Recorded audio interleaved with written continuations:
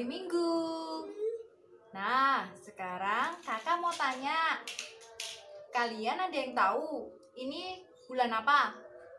Ya, betul, bulan September. Lebih tepat lagi, Gereja Katolik di bulan ini memperingati apa? Ada yang tahu?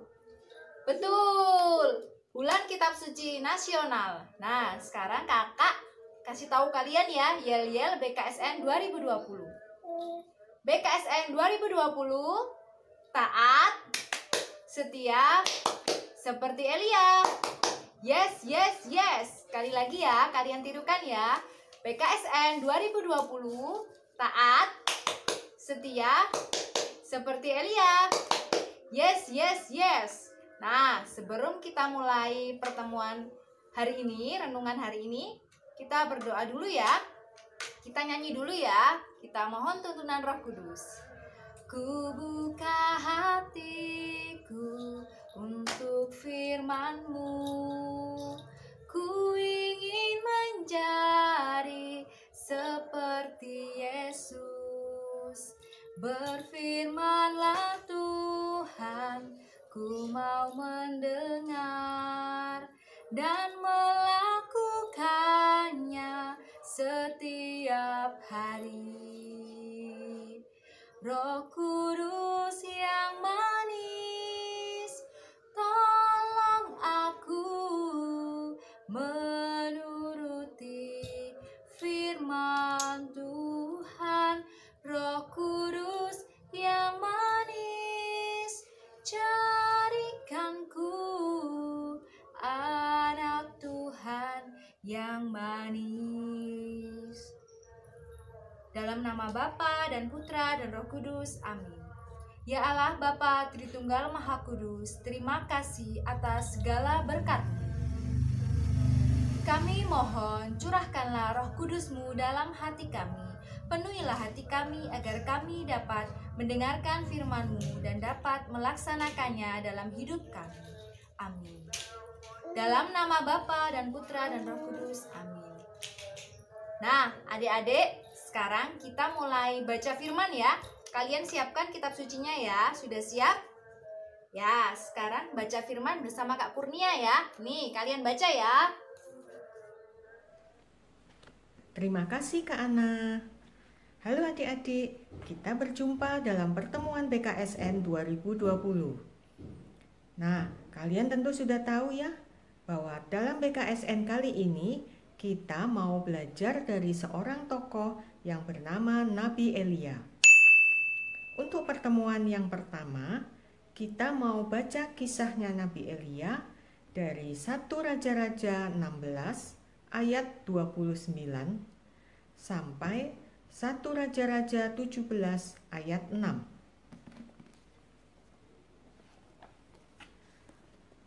Nah, untuk tahu kisahnya lebih dalam lagi, kita mau mendengarkan sama-sama cerita berikut ini.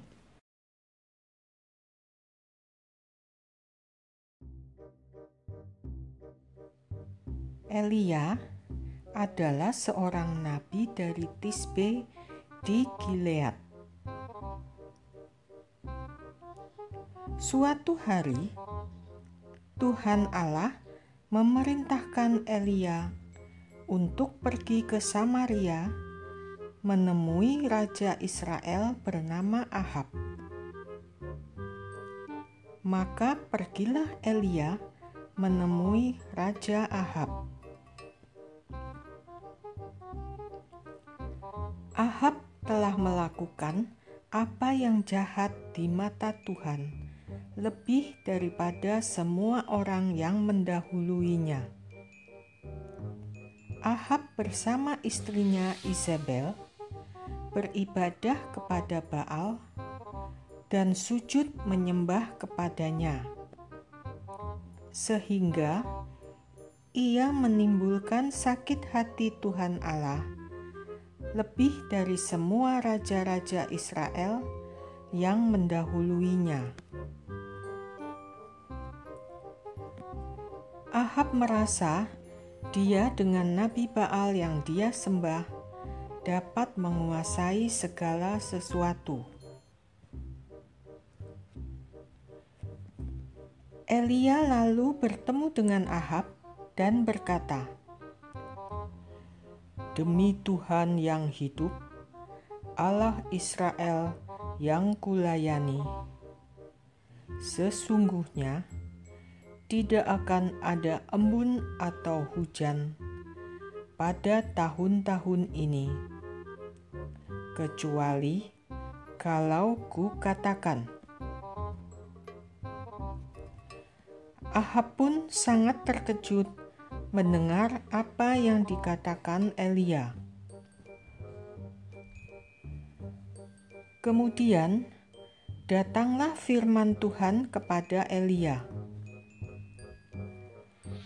"Pergilah ke timur dan bersembunyilah di tepi sungai Kerit, di sebelah timur sungai Yordan. Engkau dapat minum dari sungai itu, dan burung-burung gagak telah kuperintahkan untuk memberi makan engkau di sana." Lalu ia pergi dan ia melakukan seperti firman Tuhan. Ia pergi dan diam di tepi sungai Kerit di sebelah timur sungai Yordan. Sesuai janji Tuhan, pada waktu pagi burung-burung gagak membawa roti dan daging kepada Elia. Pada petang hari pun, burung-burung gagak itu kembali membawakan roti dan daging kepada Elia.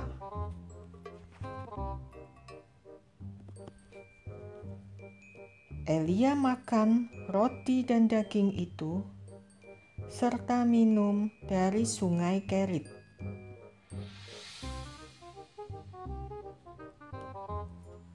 Elia taat pada perintah Tuhan.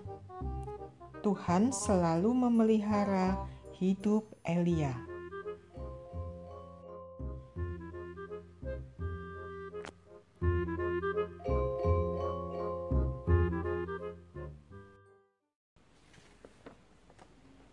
Nah, adik-adik, gimana tadi ceritanya tentang Nabi Elia yang dipelihara oleh Tuhan Allah lewat burung-burung gagak? Nah, tentu dalam setiap cerita ada makna yang bisa kita petik. Ada teladan yang bisa kita pelajari dari cerita itu. Apa sih teladan dan makna yang bisa kita ambil dari cerita tadi? Nah, sekarang kita mau sama-sama mendengarkan Kak Sisil yang akan memberikan pemaknaan tentang cerita Nabi Elia dan burung gagak tadi. Yuk kita dengarkan sama-sama. Silahkan Kak Sisil. Terima kasih Kak Kurnia. Halo adik-adik, kita bertemu lagi lewat live streaming, yaitu di acara BKSN. Masih ingat tidak kalian? Singkatan dari apa BKSN? Ada yang bisa? Betul, yaitu kepanjangan dari Bulan Kitab Suci Nasional. Hari ini kita mau belajar tentang ketaatan Nabi Elia.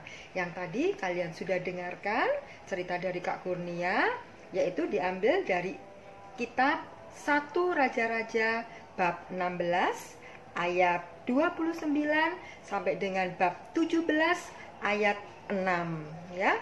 Diceritakan bahwa ada seorang raja dari Israel yang bernama Raja Ahab.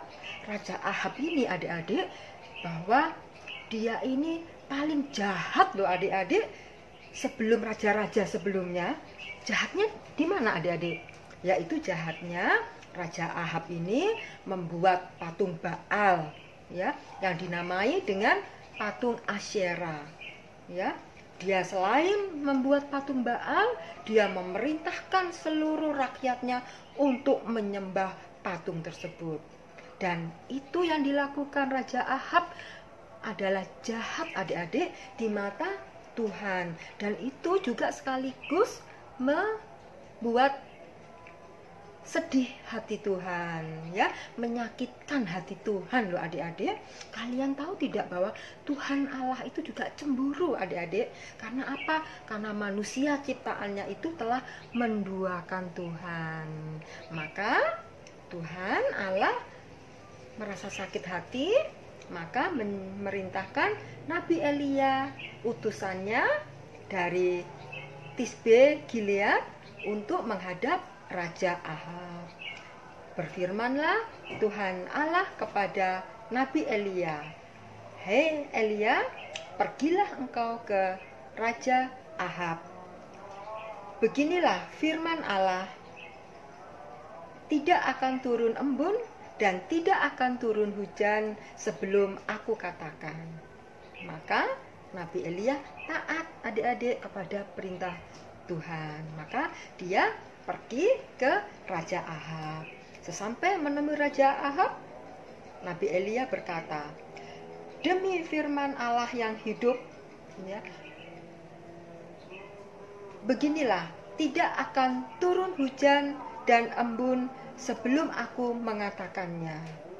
Nah, Raja Ahab melihat kabar dari Raja Elia utusan Allah, tidak akan turun embun atau hujan selama beberapa tahun. Apa adik-adik yang akan terjadi? Yaitu akan timbul kekeringan.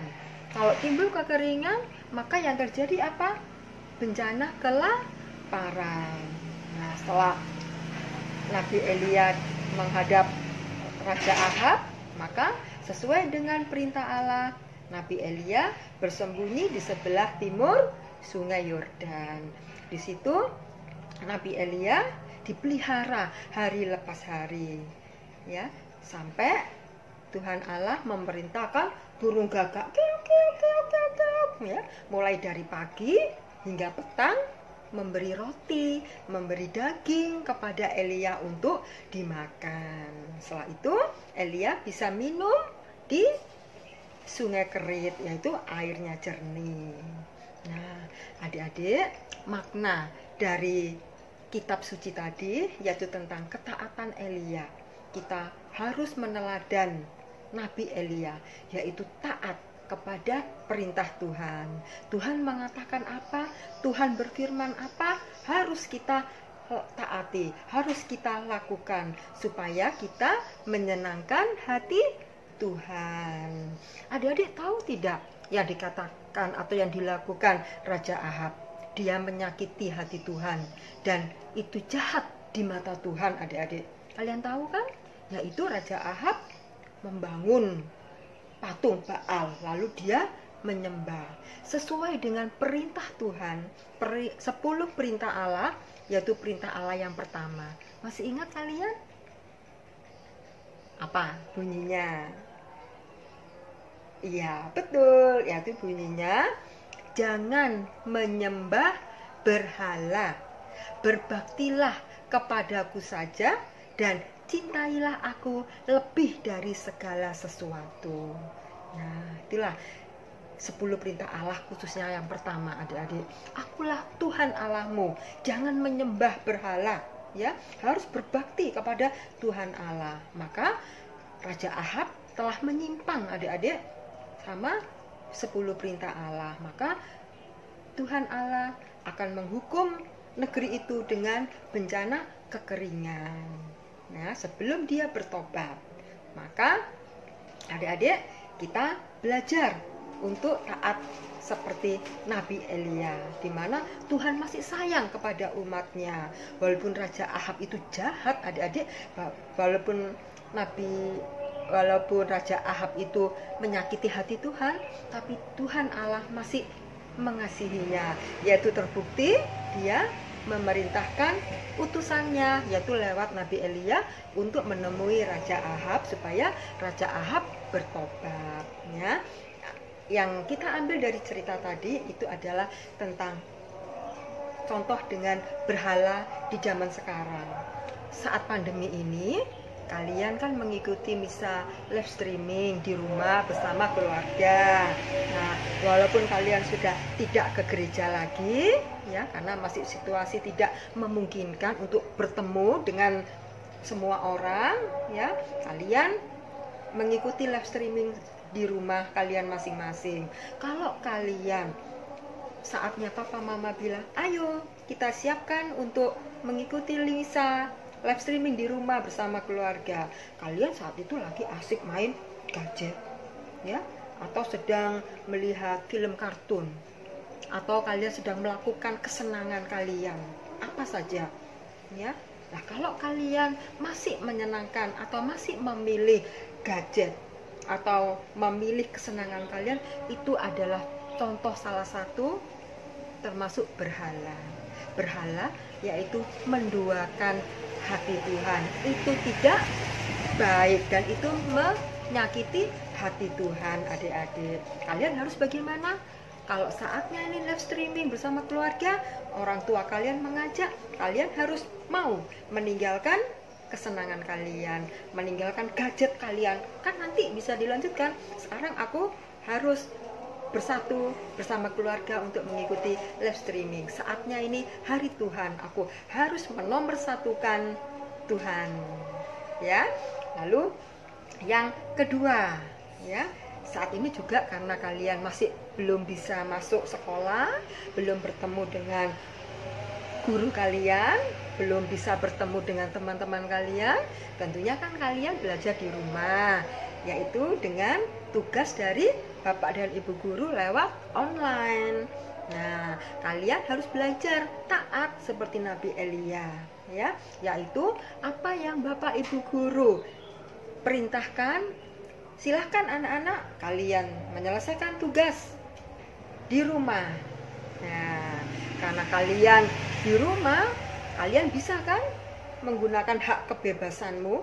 Aku mau main dulu, aku mau main gadget dulu, atau bahkan aku mau tidur-tiduran dulu di rumah. Asik kan? Kan kalian bisa melakukan sesuka hati karena di rumah. Nah, itu boleh enggak? Tidak boleh, ya. Walaupun kalian belajar di rumah kalian masing-masing, saat pandemi ini kalian harus belajar taat kepada Bapak dan Ibu guru. Kalau Bapak dan Ibu guru bilang kalian harus kerjakan, kalian harus menyelesaikan ini, kalian harus membuat sesuatu, kalian harus lakukan di rumah. Jika kalian mengalami kesulitan, kalian bisa tanya kepada mama papa, atau kalian kan punya grup, ya kan, pasti kan grup di teman-teman kalian bisa saling belajar bersama walaupun tidak langsung bertemu. Jadi tidak ada alasan lagi untuk santai-santai, untuk lebih giat main gadget, ya, bermalas-malasan. Itu tidak, harus ditinggalkan. Kalau kalian ingin menyukakan hati Tuhan, kalian harus taat, ya, taat kepada orang tua kalian. Saat mengikuti live streaming Nisa, kalian harus mau meninggalkan kesenangan kalian. Saat Bapak Ibu guru memberikan tugas, kalian harus taat mengerjakan, ya. Itulah bisa yang kalian tunjukkan kepada orang tua kalian, bahwa aku menjadi anak Tuhan yang hebat, anak Tuhan yang ingin menyukakan hati Tuhan lewat hidup ketaatan, ya. Atau yang terakhir, ya, kalian kan pertemuan biak kan sudah tidak bisa lagi. Kalian bisa melihat dengan pertemuan biak di live streaming lewat online, ya. Nah, di situ kakak biak akan memberikan perintah pada kalian, yaitu perutusan. Adik-adik, kalian harus menjadi anak yang taat kepada orang tua kalian, kepada Bapak Ibu guru kalian, dan kepada kakak pendamping kalian, ya. Itu bentuk kalian menyukakan dan menyenangkan hati Tuhan. Ayo, siapa di sini yang ingin menyenangkan hati Tuhan? Angkat tangan. Bagus, ya, kalian banyak yang angkat tangan. Itu Tuhan juga senang melihat kalian. Aduh, anak-anakku ingin menjadi anak yang taat, ya. Nah, demikianlah adik-adik pemaknaan cerita tadi, yaitu tentang Nabi Elia dan burung gagak. Tuhan kita, Tuhan Allah kita itu memang sungguh luar biasa, ya. Tuhan Allah kita itu selalu memenuhi kebutuhan kita, memelihara kehidupan kita. Maka kita tidak boleh khawatir. Asalkan kita taat kepada Allah, maka Tuhan Allah akan memelihara kehidupan kita. Nah, adik-adik, sekarang kalian bisa lanjutkan tugasnya, yaitu membuat craft ya. Nah, nanti Kak Kurnia akan memberikan contoh. Kalian nanti mengikuti ya di rumah ya. Kalian punya kertas lipat kan? Nah, nanti kalian sambil nonton Kak Kurnia mau membuat apa, kalian bisa tirukan. Nanti jadinya apa? Kalian tahu ya. Nah, silakan adik-adik, kita lanjutkan dengan aktivitas yang akan dipandu oleh Kak Kurnia. Silakan Kak Kurnia. Terima kasih Kak Sisil. Nah, adik-adik, setelah mendengarkan cerita tentang Nabi Elia, mendengarkan apa sih maknanya buat kehidupan kita, sekarang waktunya tugas. Apa sih tugas kalian untuk minggu ini? Nah, sebelumnya kita mau sama-sama melihat dulu bagaimana tutorial untuk membuat origami dari kertas lipat ini. Origami berbentuk apa ya? Yuk kita lihat sama-sama ya.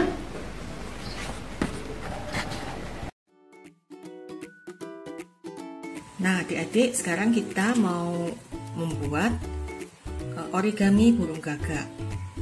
Caranya, yang pertama-tama kalian siapkan 1 lembar kertas lipat. Warnanya terserah. Biasanya burung gagak memang warnanya hitam. Tapi kalau kalian kesulitan dengan warna hitam, boleh warna kuning, coklat, biru, hijau, terserah kalian ya. Pertama-tama kita mau lipat kertas ini untuk membentuk 1, 2, 3, dan 4 garis. Jadi lipat kanan ke kiri, kemudian atas ke bawah, kemudian untuk yang ke samping, sudutnya di ujungnya kertas dipertemukan, kemudian dibalik. Kita mau lipat yang di sini. Nah, sehingga terbentuklah 1, 2, 3, dan 4 garis lipatan. Kemudian untuk ujung yang kiri dan kanan ini kalian lipat masukkan ke dalam. Sementara yang bagian depan dan belakang itu kita bentuk persegi segi 4 ya, seperti ini. Mana ada bagian bawah yang bisa dibuka. Nih. Kemudian ini terdiri dari 2 lapisan. Nah, di tengah-tengah ini ada garis. Kalian lipat 1 lapisan ke garis yang di tengah. Seperti ini.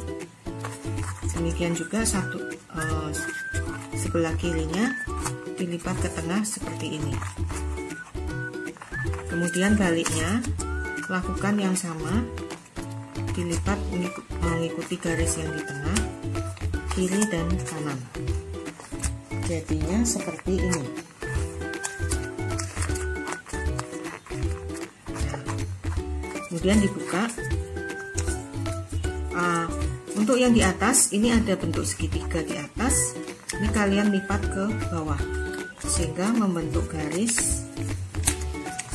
Nih, membentuk segitiga yang di dalam ini ya, segitiga yang terbalik. Ini juga. Nah, kemudian bagian bawah yang bisa dibuka, kalian buka, ditarik ke atas mengikuti garis lipatan. Jadi yang di atas ikuti lipatan ini, kemudian yang di samping mengikuti lipatan yang tadi sudah dibentuk. Ini, kemudian sebelah kirinya juga.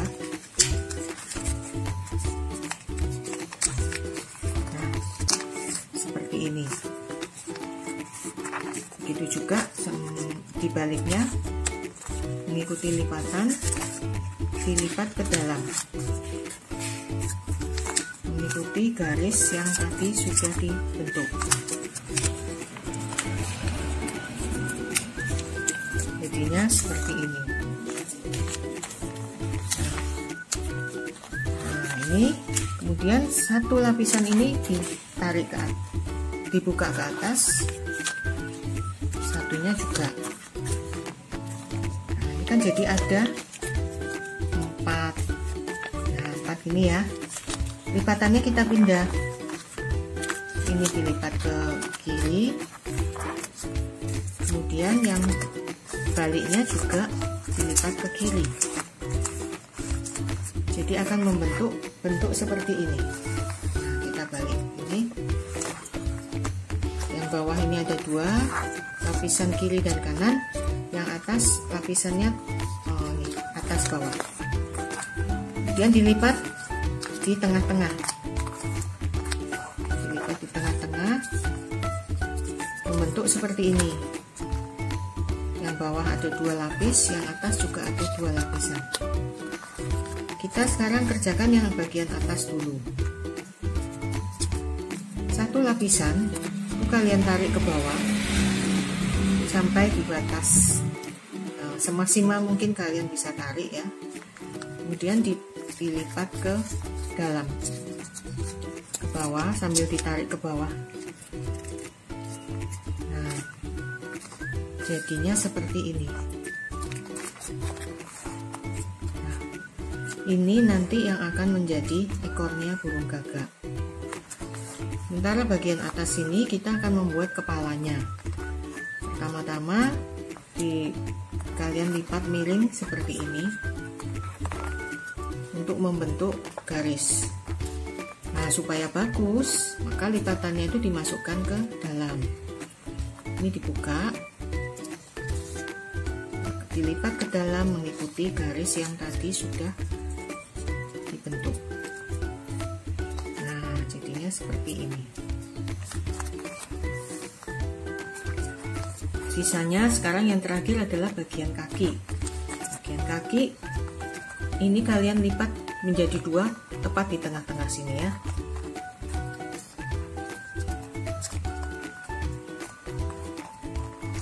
Ini kemudian ditekuk ke depan. Jadi seperti ini. Itu juga baliknya. Untuk kaki satunya.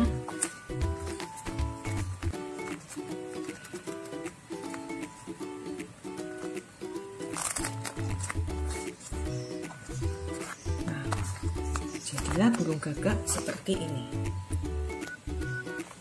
Kalau diberdirikan kelihatannya seperti ini.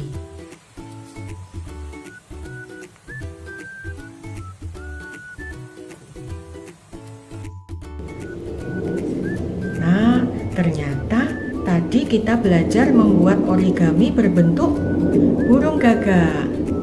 Bisa semua ya adik-adik ya? Nah, setelah kita belajar membuat origami burung gagak, selanjutnya, kalian bisa menambahkan hiasan-hiasan yang lain. Contohnya seperti ini. Boleh kalian tambahkan rumput, gambar pemandangan, pohon-pohon. Bisa juga kalian gambarkan gambar Nabi Elianya. Tapi, kalian tidak boleh mengambil gambar di internet kemudian memprintnya. Kalian hanya boleh menggambar sendiri, mewarnai sendiri. Nah, ini adalah tugas kalian untuk minggu yang pertama ini. Membuat kreativitas tentang cerita Nabi Elia dan burung gagak. Syaratnya harus ada 2 bagian yang harus ada dalam kreativitas ini. Yang pertama adalah harus ada origami burung gagak. Yang kedua, harus ada tulisan ayat emasnya yang diambil dari 1 Raja-Raja 17 ayat 5a. 1 Raja-Raja 17 ayat 5a. Nah, silahkan kalian membuat sekreatif mungkin, sebagus mungkin. Hasil karya kalian, kemudian kalian foto yang bagus, yang jelas, dan kalian kirimkan melalui email ke alamat email berikut ini. Paling lambat tanggal. Nah, setelah video ini kalian bisa membaca persyaratan untuk membuat kreativitas ini secara lebih detail. Nah, adik-adik bisa semua ya. Selamat bekerja, selamat berkarya, selamat berkreativitas. Tuhan Yesus memberkati.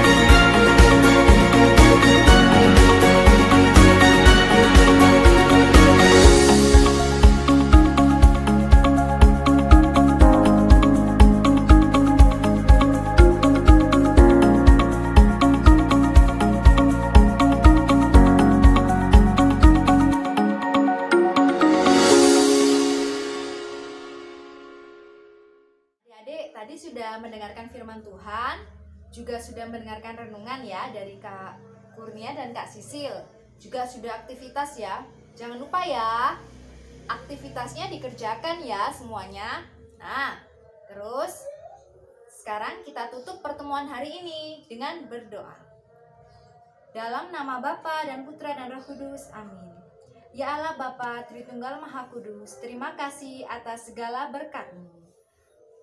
Mohon karuniamu agar kami dapat mengerjakan apa yang telah diajarkan kepada kami dengan baik, dan jagalah kami selalu dalam hari-hari kami selanjutnya.